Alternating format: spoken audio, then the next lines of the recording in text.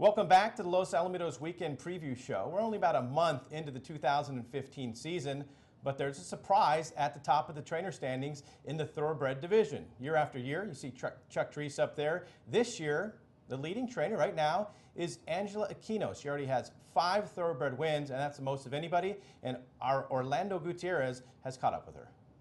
We're happy to catch up with our current leading Thoroughbred trainer, Angie Aquino, after winning a couple of races.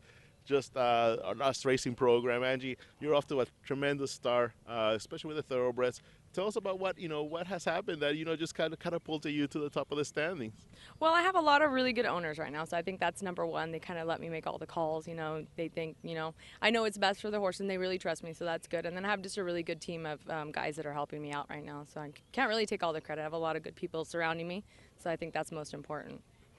Tell me, you've had those nights before where you won multiple races. In fact, I believe you had one last year where you won 3 races. Last night you were visiting the winner's circle 3 times. You saddled 2 of those horses. Tell us a little bit about those victories. I was really excited. I actually was confident with all my horses going into yesterday's card, and I had a few more that we didn't get entered that I really liked too. Maybe for in a few weeks we'll be ready with those. But I wanted Nate Dogg to win really bad. I mean, he ran a really good race, so I was really proud of all my horses. They ran really good, and my other horse qualifying for the maiden stake, I just couldn't be happier.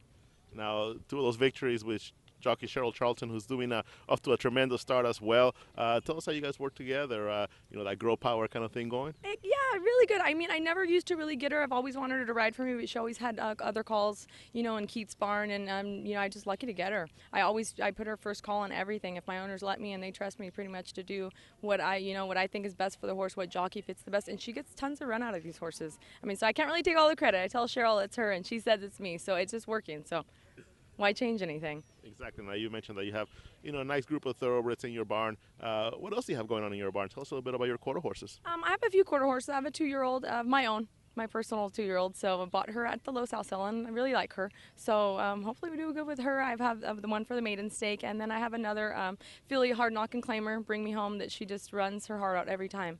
So hopefully this year we can keep going great. Thank you very much, Orlando, and what a start to the meeting for Angie. Yeah. We've been seeing her in the winner's circle quite frequently, but to see her above guys like Chuck Treese in the trainer standings is fantastic. I guess it's called respect because she's been in one of our quarters and also Thoroughbred trainers for a long time. But Angie, she's one of our finest. She really is. Yeah, and she certainly wins with the quarter horses as well. She just doesn't have the same amount of horses as Chuck Treese, so there's no way that she's going to be able to carry that all the way through December, and it's just a numbers game by the end of the year. I'm sure Chuck is going to come out on top like he always does, but it's great to see Angie winning at a nice percentage here early in the season. Let's get to